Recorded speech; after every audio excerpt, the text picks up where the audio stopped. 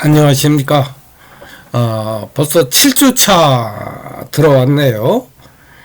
지난번에 제가 과제 내주셨는데 잘 되시고 있는지 모르겠네요. 제가 아직 보질 않아서 그거를 하시고 이렇게 접근하면 좀 생각을 좀 깊이 하실 수 있을 것 같아서 제가 내드렸습니다. 그건 나중에 제가 확인을 하고 여러분한테 이제 말씀을 드리고, 우리가 다음 주에 중간고사잖아요. 그거를 제가 두째 시간에, 첫째 시간이니까 두째 시간 끝날 때쯤에 공지사항 하면서 제가 말씀드리겠습니다. 자, 오늘은 그 지난번에 말씀드린 대로 이 종교의 다양성, 세계관과 종교의 다양성에 대해서 우리가 좀 공부할 텐데요.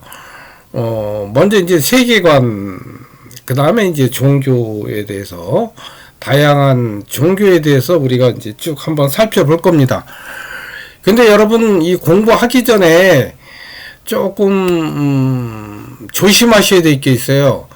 뭐냐면 제가 이제 세계관, 또 종교에 대해서 이제 이야기를 하는데, 이것은 문화적, 역사적, 사회적 관점에서 본 종교를 이야기하는 거지, 신앙적인 관점에서 종교를 이야기하는 게 아니라는 거를 여러분이 염두에 두시고 접근을 하셔야 될 것 같아요.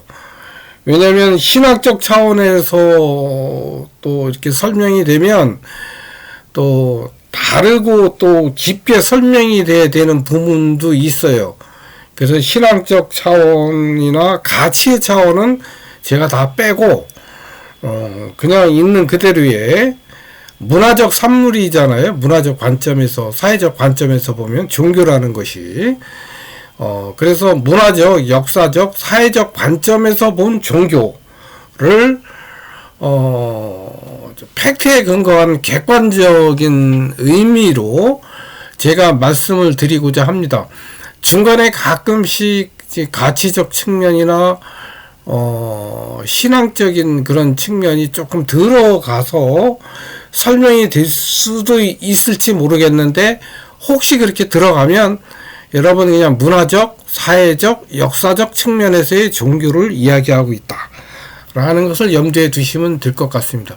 그 외에는 뭐 이렇게 다른 가치적인 것은 포함을 시키시면 안 됩니다.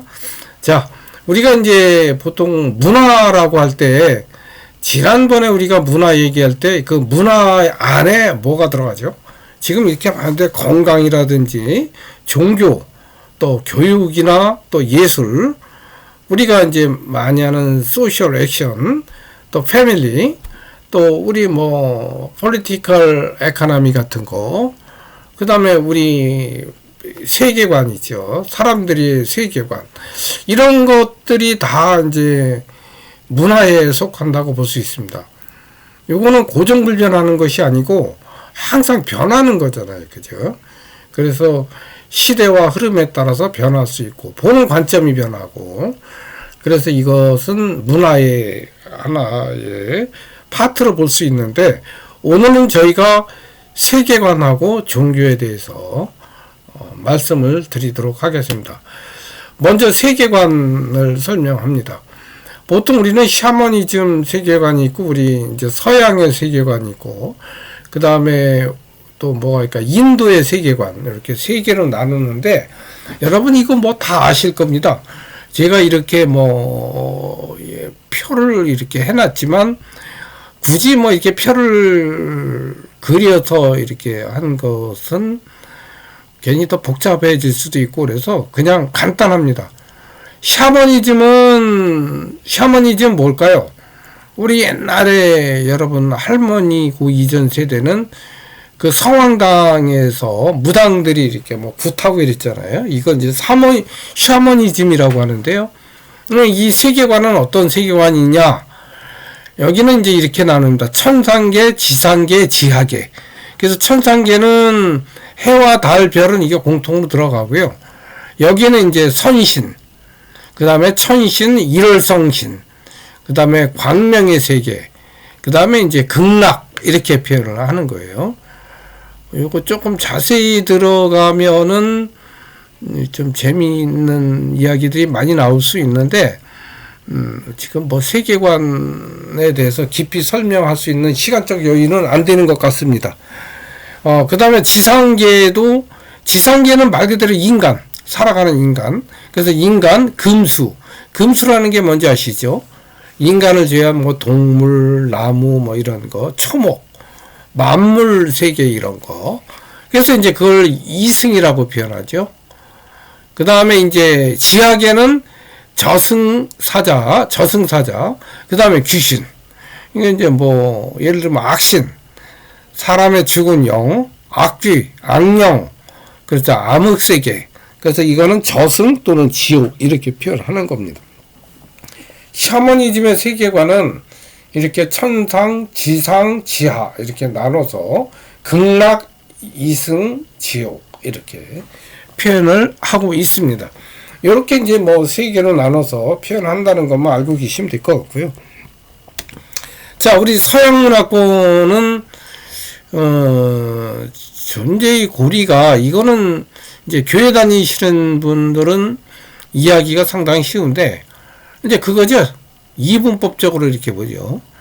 영적 세계와 물질 세계로 나누고, 그 위에는 뭐가 있나요? 영적 세계 위에는 영원 무궁한 하나님, 그죠?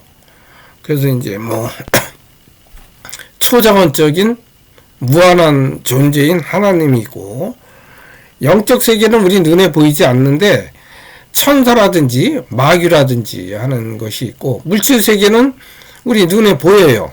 우리 인간, 그 다음에 인간의 영적 육적 존재, 그 다음에 동물, 식물, 무생물, 이런 거. 그래서 영적 존재와 물질 세계 이렇게 두 개로 나누는 거.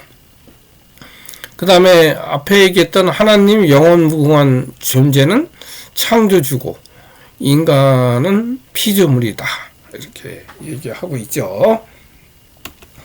자, 인도의 세계관 보겠습니다. 인도의 세계관은 우리가 다음 주 되겠네요. 다음 주에 이제 인도의 종교를 우리가 이제 한번 살펴볼 거거든요. 또 요거를 알아야 또 불교의 세계관이 좀 연결이 되니까 또 설명이 될 수 있는데, 여기서는 뭐 간단하게 얘기했습니다. 여기서도 아까 얘기하는 거예요. 우리 기독교처럼 제일 위에는 브라흐만이라고 얘기해. 창조. 세상 모든 것을 창조한 브라흐만. 그래서 유일 실제 만물의 근원이고, 우리 현세에서는 알 수 없는 존재다. 이게 브라흐만을 이야기. 아마 기독교적 표현하면 이제 하나님 이렇게 이해하면 될 것 같아요. 요거는 우리 다음 주에 요걸 좀 구체적으로 설명을 드리겠습니다. 그 다음에 이제 비가시적인 것은 우리 아까 똑같죠? 눈에 보이지 않는 거. 신. 여기는 이제 고등신, 하등, 신이 엄청 많아요. 여기에는 인도의 세계관은. 그 중에 나한테 맞는 신을 고르면 되는 거예요. 또 영적 존재, 마귀와 영, 반신, 성자와 화용, 뭐 이런 것들을 이야기하고 있습니다. 가시적 세계는 사람. 이제 여기는 이제 이렇게 또 나누는데요. 브라만, 또 크라티아, 뭐 이렇게 여러 개, 인도의 카스트 제도죠. 이렇게 나누죠. 그래서 이런 거, 그 다음에 바이샤, 뭐, 그 다음에 수드라, 이렇게. 요거 이제 카스트 제도를 이야기하고 있거든요. 그 다음에 동물, 식물, 무생물, 요건 똑같죠? 자, 이렇게 그냥 세계관을 이 세 개로, 샤머니즘, 기독교, 인도, 이렇게 이해하시고, 우리가 종교로 넘어서 한번 살펴보도록 하겠습니다. 제가 조금 빠르게 진행을 하겠습니다. 지난번에 좀 빠르게 한다고 했는데 조금 너무 늘어졌어요. 그죠? 그러다 보니까 자꾸 늘어지고 반복되는 부분이 있더라고요. 그래서 여러분이 첫 번에는 그럴 수 있는데, 이제 여러 번 반복하다 보면 좀 지겨울 수 있잖아요. 그래서 여러분 다 아시리라 생각하고 개념하고 진짜 중요한 것만 제가 짚고 넘어가겠습니다. 자, 종교라는 것이 무엇이냐라는 것도 우리가 한번 생각을 해봐야 돼요. 종교라는 거는 인간한테 참 중요하잖아요. 그죠? 오늘날 우리가 아무리 정부화되고 많이 발전이 됐어도 인간은 아직까지 그 오늘날 사회에도 종교가 상당히 중요한 제도로서 여전히 건재하고 있고 우리들 삶에 굉장히 많은 영향을 미치고 있잖아요. 그죠? 그게 이제 오늘날 종교다. 자, 그러면 이제 종교를 조금 다시 좀 정신적인 측면으로 한번 좀 끌고 가보겠습니다. 종교라는 게 도대체 뭘까? 인간에게 진짜 중요한 게 뭘까? 라는 걸 생각할 때 이거죠. 나는 어디로 와서 어디로 가는가? 그죠? 내가 어디로 와서 내가 어떻게 살아야 되고 또 내가 가는 곳이 어딜까? 라는 질문을 하는데 이 종교는 뭐 철학이나 인문학 이런 것보다는 굉장히 좀 직접적으로 좀 답변을 해주고 있죠. 예를 들면 종교는 그렇잖아요. 죽으면 뭐 우리 기독교 같은 경우는 천당 아니면 너 지옥 가고 또 천주교에서 연옥도 얘기하거든요. 뭐 연옥 이렇게 갔다가 천당으로 갈 수도 있고 지옥으로 간다. 뭐 이렇게 명쾌한 답변이 있어요. 그죠? 근데 이거의 단점이 뭐냐면 좀 객관적인 것은 팩트에 근거한 얘기가 아니잖아요. 그죠? 그러다 보니까 가치적인 측면이 많이 있다 보니까 독단과 배타성이 좀 강해요. 종교가 그렇잖아요. 그죠? 이게 이제 역사적 십자군 전쟁이나 뭐 이런 측면에서 보면 상당히 많이 객관적으로 나타나는 현상이기도 합니다. 그 다음에 이제 사람들은 보통 자기가 가지고 있는 종교와 충돌하는 다른 종교에 대해서는 좀 배타적이고 평가절하 하려는 그런 경향이 강하거든요. 근데 이제 이것이 또 나쁜 것만은 아니에요. 또 어떤 면에서 보면 일관된 자기 방향성을 가지고 또 자기의 마음의 평정을 유지하는 데는 장점이 될 수가 있어요. 이것도. 그런데 또 한편으로 생각해 보면 진정한 나의 신념과 나의 종교적 믿음은 다른 가치들, 다른 종교들하고 좀 객관적인 비교가 가능할 때 나의 진짜 신앙이나 신념이 어떤지를 명확히 이해가 가능한 거예요. 그런데 다른 가치들, 다른 종교들을 무시하고 자신이 믿는 신앙적 가치만 계속 반복하고 그 깊이만 따지고 이런 사람의 삶은 까딱하면 맹목적이고 단편적이기 쉽습니다. 네, 이렇게 사는 사람들 많이 있죠. 그죠?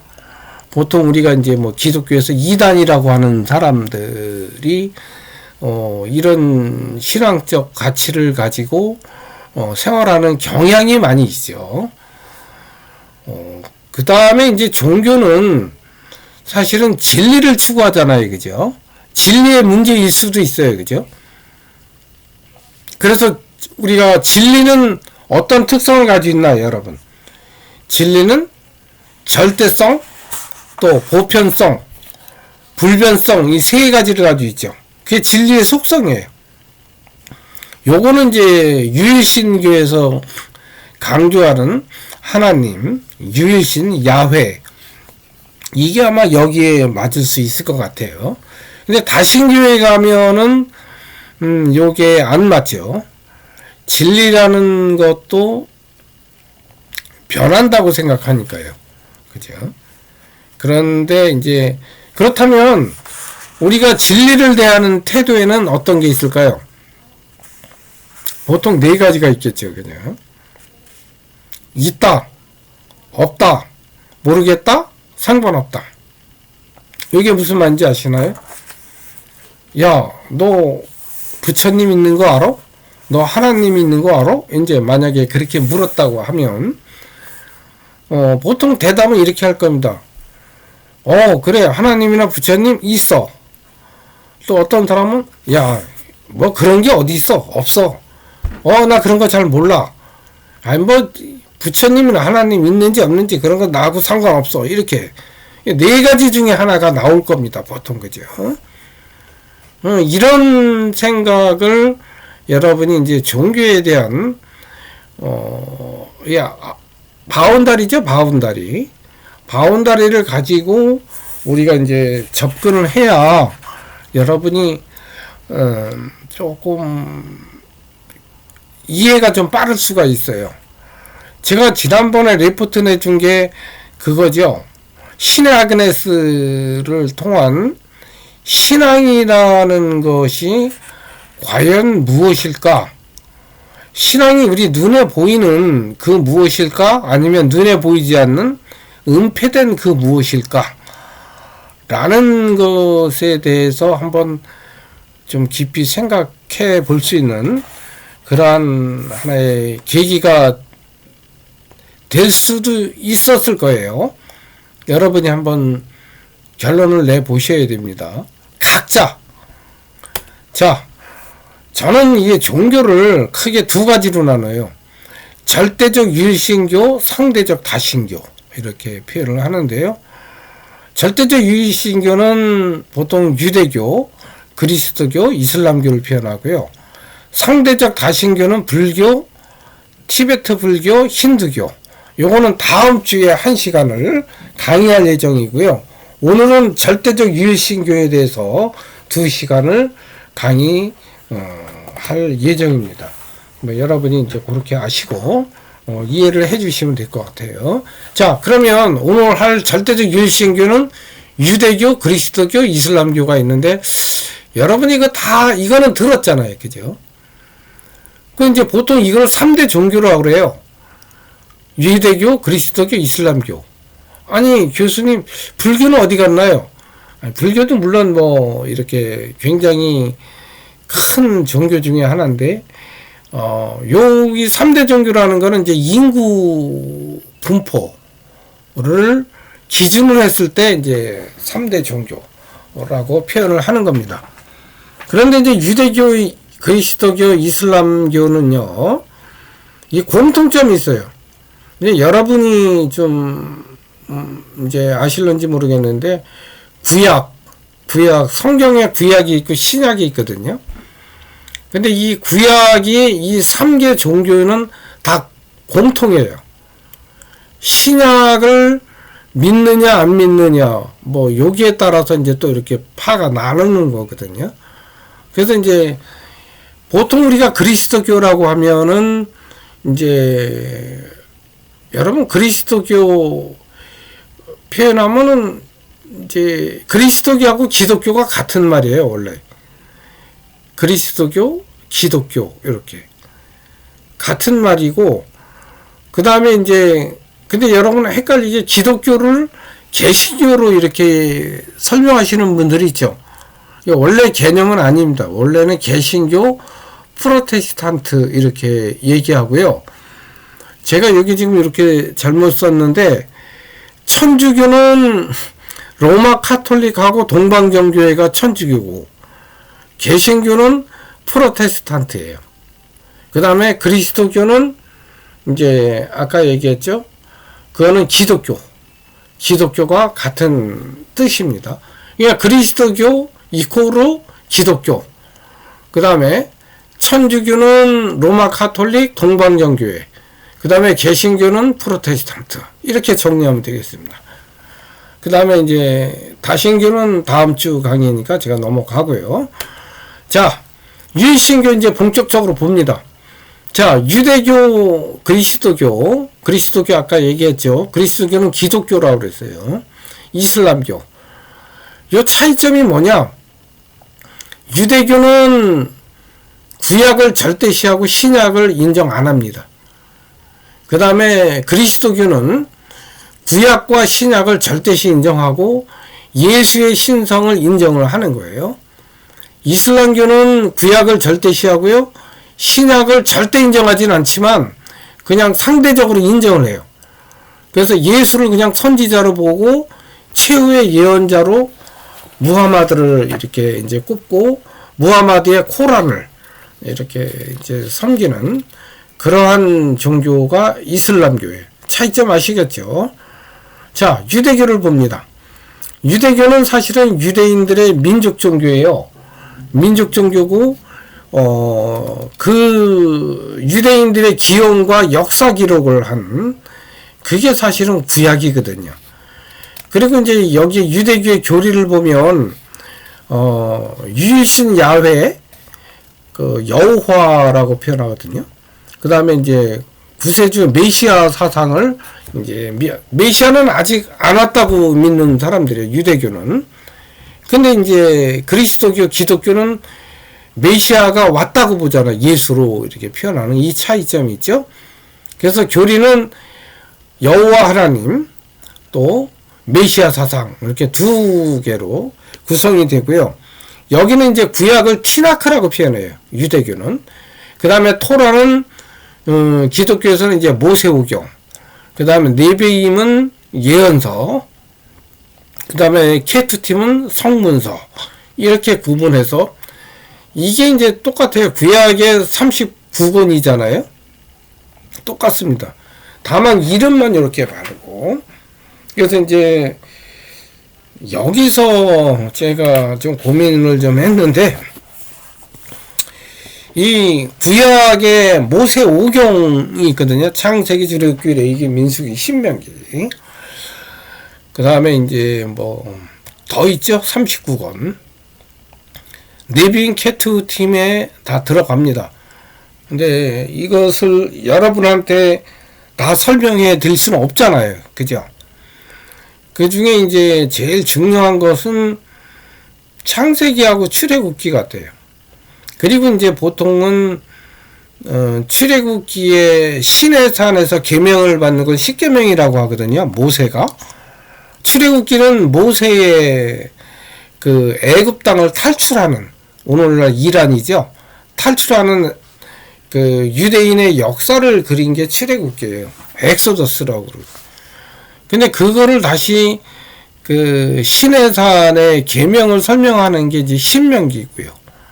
레위기도 이제 뭐 거의 모세의 그 이야기, 민수기, 거의 뭐 율법에 대해서 이렇게 설명을 하는 거라서 레위기, 민수기, 신명기는 그냥 이렇게 빼고요. 창세기, 출애굽기는 여러분이 조금 아실 필요가 있는데 다 설명을 제가 여기서, 기독교 시간이 아니잖아요. 여기는 지금 사회문화 시간이, 그래서 다 설명은 제가 생략을 하고요. 창세기는 이제 어떻게 구성이 됐는지만 간단하게 설명드리고, 이 중에서 이제 아브라함 얘기가 나오거든요. 이거는 그 아까 얘기한 유대교, 기독교, 이슬람교의 공통 조상이 돼요. 그래서 이게 조금 중요해서 제가 설명을 드리겠습니다. 보통 창세기는 아담에서 요셉까지의 이야기입니다.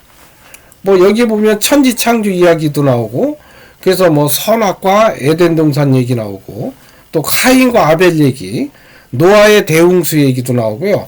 바벨탑 얘기 나옵니다.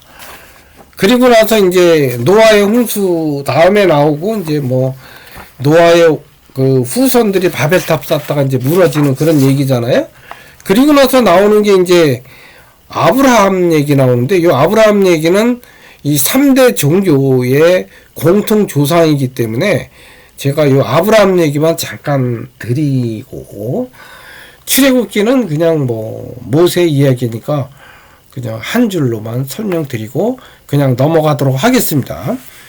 예, 지금 뭐 제가 여기 좀 마음 같아서는 모세오경 얘기를 간단하게도 설명드리고 싶은데, 그럼 또 시간적으로 또 많이 잡아먹기 때문에 그렇게 드릴 수가 없습니다.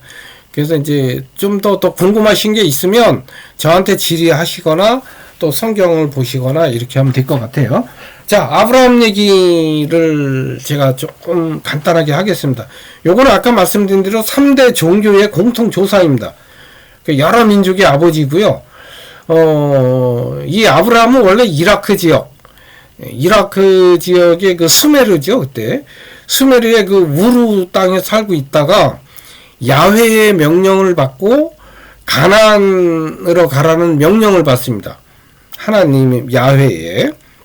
그래서 아브라함은 가나안으로 이제 떠나죠. 그죠? 수메르에서 가나안으로 떠납니다. 그런데 이제 이 아브라함은 이제 나이가 많다 보니까 애를 못 낳았어요. 그러다 보니까 어떻게 됐냐면 그 여종인 하갈을 통해서 이스마엘을 낳거든요. 그 다음에 이제 나중에 아주 나이 많이 들어서 사라를 통해서 이삭을 낳습니다.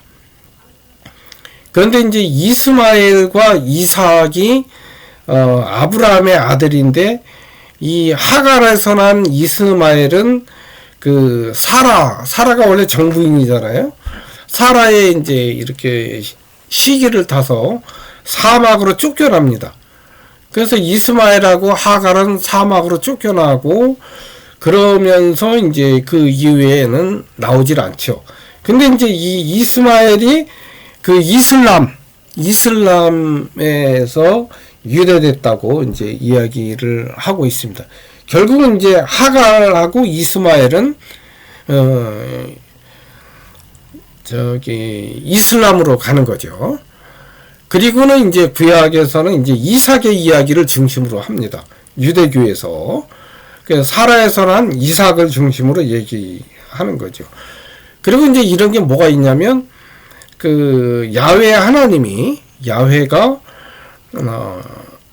자기의 그 인간의 믿음을 시험하려고 그 아들 이삭을 제단에 바쳐라, 이렇게 얘기를 하거든요. 그래서 이제 이삭을 제물로 바치려고 가는데, 하나님이 이제 대신 옆에 있던 양을 제물로 바쳐라, 이렇게 해서 이제 다시 내려오게 됩니다. 근데 이렇게 이제 아브라함의 절대적 믿음을 보여주면서 이제 이 사람들은 또 다르게 이제 흘러가죠. 또 그래서 이제 뭐냐면 이삭은 또 뭘 낳죠? 이삭은 야곱을 낳거든요. 근데 이 야곱은 또 이스라엘이라고 그래요. 이거 이렇게 정리를 하면 될 것 같아요. 제가 잠깐 설명을 드리면, 제가 좀 정리를 했네요. 요 정도만 이해하시면 될 것 같아요. 아까 지금 이스마엘은 하갈에서 났는데, 이스마엘은 사막으로 이렇게 쫓겨났다 그랬잖아요. 결국 이제 성경에 이삭이 났거든요. 근데 이삭은 또 리브가 하고 결혼을 해서 에서하고 야곱을 쌍둥이 형제를 낳아요. 근데 에서는 좀 튼튼했던 사람인가 봐요. 야곱은 좀 여성다웠고. 근데 이제 에서가 이제 어느 날 들어와서 집에 와서 보니까 야곱이 팥죽을 쓰고 있더래요. 팥죽이 먹고 싶었잖아요. 그죠? 팥죽을 달라고 그러니까 야곱이 뭐라고 하냐면, 내가 팥죽을 줄 테니까 장자권을 나한테 달라. 이제 이렇게 하니까 에서가 뭐 별 생각 없이 그냥 했던 모양이에요. 그래서 장자권을 획득하고 팥죽을 이렇게 줬다 그래요. 그래서 이제 야곱의 팥죽이라는 말이 생겼는데, 이 야곱의 팥죽이라는 말은 뭐냐면 이게 은유예요. 어리석은 거래라는 뜻이거든요. 제가 이거를 좀 깊이 있게 설명을 좀 드렸으면 좋겠는데, 뭐 성경 이야기를 여기서 너무 깊이 드리면 한 종교에 대해만 내가 편중하는 것 같아서 그냥 이 선에서만 이렇게 말씀을 드리고 넘어가야 될 것 같습니다.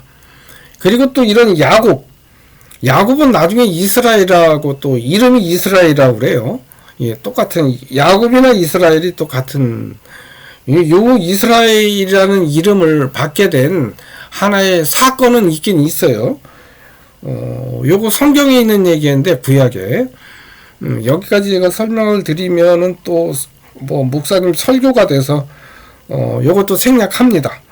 자, 야곱에서 이제, 12아들이 있었다 그래요. 12아들이 있었는데, 이 중에 이제 요셉을 편애하게 됩니다. 그래서 이제 요셉이 이제 형제들 중에 시기를 받아서 구덩이에 빠뜨렸다가 이 요셉이 다시 저 노예로 팔려가죠. 근데 거기서 총리가 돼요.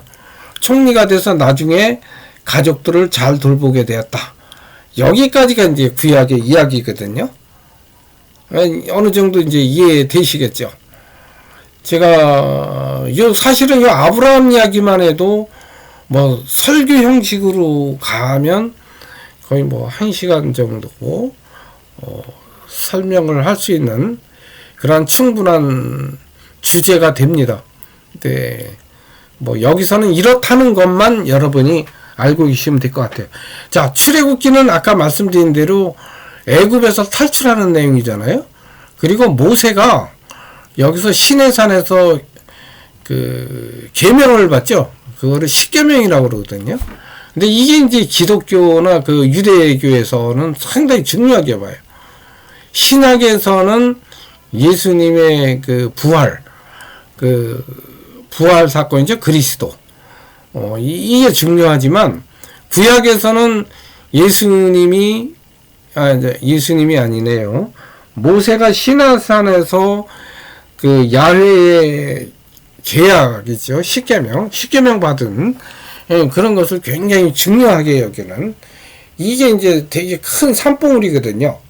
구약의 산봉우리가 출애굽기에 나옵니다. 요 지금 모세가 애굽을 탈출하는 그 내용에는 그 출애굽기에 수많은 내용이 숨겨져 있어요. 많아요. 요것도 이제 뭐 궁금하시면 출애굽기를 보시면 이런 내용이 나오는데 그런 내용이 있다는 것만 제가 그냥 말씀을 드리고 넘어가겠습니다. 그 다음에 이제 아까도 잠깐 얘기했죠. 레위기, 민수기, 신명기는 그런 아까 시내산 계약에 대한 세부 내용, 광야의 여정, 또 모세의 가르침 뭐 이런 얘기를 담고 있어서 그냥 뭐 여기서 설명하기에는 적절하지 않은 것 같습니다. 자, 이제 기독교에 대해서 또 간단히 설명을 하겠습니다. 요거는 기독교 또 그리스도교 이렇게. 요거는 워낙에 좀 양이 많아서 저 이슬람교 요거 다음에 이슬람교 말씀을 드리고요. 그리고 기독교만 다시 뒤에서 또 다음 시간에 설명을 다시 드려야 될 것 같아요. 이거는 파도 많고 이래서 다시 설명해 드릴게요. 일단 기독교는 아까 얘기했듯 구약과 신약을 근간으로 하고요. 야훼와 또 메시아로서 예수를 믿는 종교입니다. 신약은 27권으로 이루어졌고요. 여기서 이제 사복음서라고 표현하거든요. 마태, 마가, 누가, 요한복음. 이렇게 마태복음, 누가복음, 마가복음, 요한복음 이렇게 하고요. 요걸 천주교에서는 마테오, 마르코, 루가, 요한 이렇게 표현하는데요. 같은 말입니다. 그냥 이렇게 이름만 조금씩 이렇게 달라요. 그 다음에 이제 이 중에서 그 다음에 이제 사도행전, 뭐 서간서, 예언서 있는데요. 사도행전은 이제 그 제자들, 예수님의 제자가 12명이 있어요. 뭐 베드로, 안드레, 야고보, 요한, 알페오 아들 다데오, 뭐 가나안, 시몬, 가룟, 유다, 뭐 이래서 등등 해서 12명이 있는데요. 이 사도들의 행적을 이렇게 기록한 거죠. 그게 사도행전. 그 다음에 이제 사도 바울 선생님에 의해서 또는 뭐 다른 사도들의 여러 편지들, 뭐 이런 것들. 그 다음에 예언서, 요한계시록. 합해서 27권입니다. 이 중에서 이제 여기서 제일 중요한 게 사복음서예요. 공관복음이라고 하기도 합니다. 마태, 마가, 누가, 요한. 요게 이제 그리스도의 마태, 예수님의 그 족보부터 시작하잖아요. 마태복음. 태생. 이렇게 설명을 하고요. 그 다음에 이제 돌아가신 다음에 부활의 사건까지에 이르기까지. 그 부활의 사건을 여기서 굉장히 중요하게 여기거든요. 그래서 이제 예수 그리스도의 삶, 행적, 말씀을 기록한 거. 이것이 이제 신약. 그 다음에 아까 얘기했듯이 예수님의 희생과 부활은, 기독교인들의 신념의 중심이 되고 있습니다. 그래서 이런 것이 굉장히 이제 중요한데, 여기서 이제 우리 뭐를 말씀드리냐면, 신약에 대해서 보통 그 예수님의 뭐 탄생, 마태 여기에 대해서 설명을 잠깐 드려야 될 것 같아요. 잠깐만 하고요. 이것도 길게 설명하면은 또 종교적인 얘기가 돼서 그 정도는 생략하고요. 여기 이렇게 나오죠. 가브리엘 천사가 나타나서 동정녀 마리아, 원래 그 예수의 아버지는 목수인 요셉입니다. 그래서 이제 동정녀 마리아한테 꿈에 나타나서 베들레헴, 그냥 잉태되는 거죠. 잉태돼서 성령으로 잉태됐다고 그러잖아요. 그래서 베들레헴 마구간에서 예수가 출생합니다. 그래서 이제 어린 시절은 나사렛에서 많이 보냈다 그래서 나사렛 예수.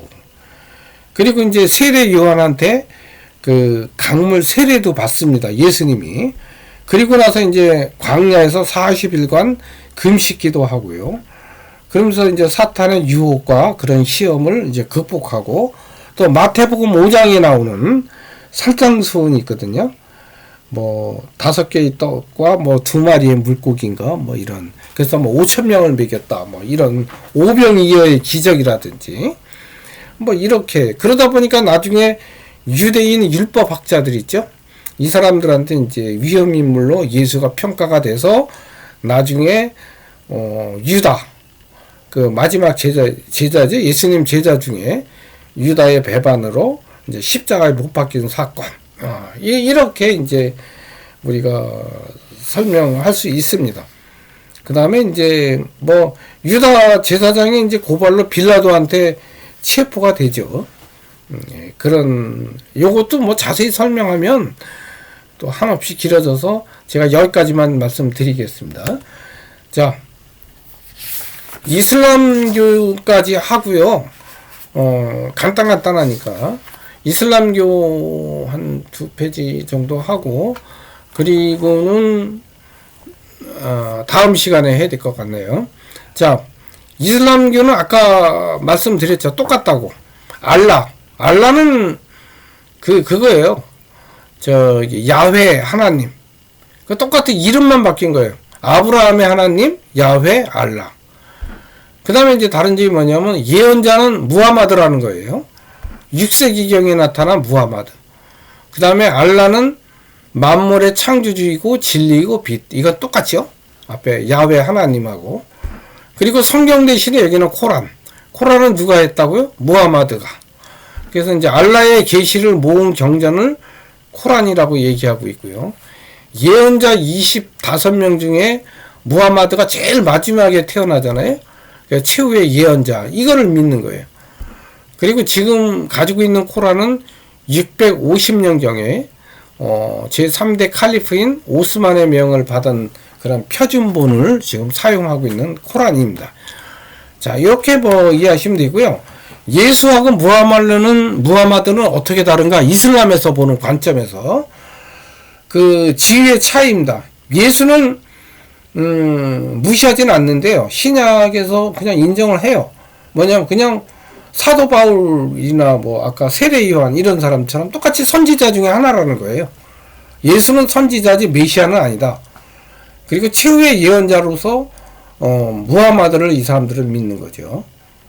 그리고 여기는 이제 뭐냐면 알라는 야훼라고 해서 하나님, 아브라함의 하나님, 하나님과 무하마드를 여기서 묘사하지 않아요. 이 사람들은 성전에다가 상징물을 만들지 말라는 그런 말씀에다가 따른 거고요. 그래서 여기는 보통 이제 이슬람 성전에 가면 아무것도 없잖아요. 그죠? 아라베스크 양식의 그냥 기하학적 무늬만 반복되는 거. 벽과 기둥에 아라베스크 문양만 있죠? 그래서 여기에는 이제 처음에는 가난한 사람을 대상으로 포교했다고 그래요. 이슬람교는. 그래서 622년경에 그 메카에서 박해를 피해 가지고 메디나로 도피하는데요. 그날이 622년 9월 20일입니다.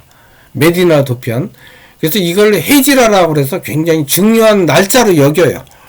그러다가 630년에 메카로 재입성하면서 그동안 있던 많은 우상들을 다 부숩니다. 그러면서 이제 이슬람 성전을 이렇게 만들어요.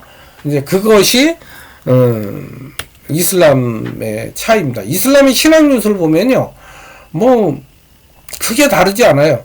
신앙 고백은 샤하다라고 표현하는데, 야훼 하나님 외에는 신이 없다. 유일신이죠. 무하마드는 하나님의 사자다. 예수님은 하나님의 사자다. 그 이름만 바꿨죠. 예배를 살라트, 히사, 자카트, 단식, 샴, 술레, 하주. 이렇게 이제 단어만 몇 개 이렇게 표현해서 다르죠. 요것만 강조합니다. 이슬람교의 특징을 한번 여러분이 아시는 거예요. 이슬람교는 돼지고기는 먹어서 안 되고, 떠돌이개나 또 고양이에게 음식을 나눠줘야 되고, 세계 인구의 한 4분의 1이 신자로 추정이 됩니다. 남성은 무슬림이라고 이야기하고요. 여성은 무슬리마 이렇게 표현을 합니다. 그래서 이제 여성은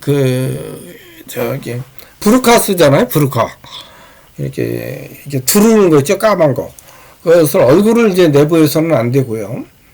부르카, 니카브, 히잡, 차도르 이런 것이 있습니다. 또 전통적으로는 일부 다처제를 허용하는데요. 현재는 뭐 이건 없어졌죠. 근데 예전에 종교적으로 이제 허용했다.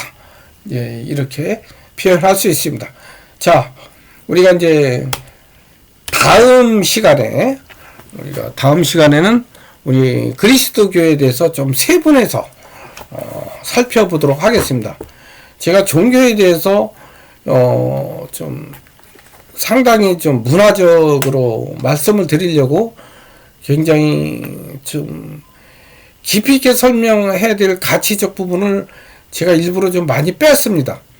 빼고 이렇게 생각하면서 천천히 하다 보니까 또 늦게 되네요. 자, 여러분, 지금 제가 말씀드린 거에 대해서 한번 공통된 특징과 이 3대 종교의 차이점이 무엇인지를 한번 적어 보세요. 자, 다음 시간에 뵙도록 하겠습니다.